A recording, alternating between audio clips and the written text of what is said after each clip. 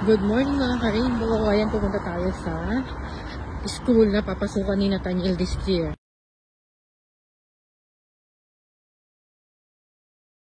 Nagmamadali kami kasi 9:50 ng appointment. Eh, late nagising si Nathaniel. Ayan, pagka alam niyang may lakad, laging late nagigising. Alas 9 na.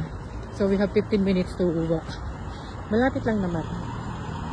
Pero hinihingal ako sa pagmamadali. Ayan.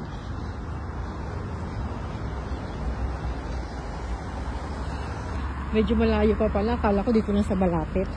Doon pala sa pinaka-main nila yung interview. Kasi yung pinaka-school is dito lang sa kabilang kanto.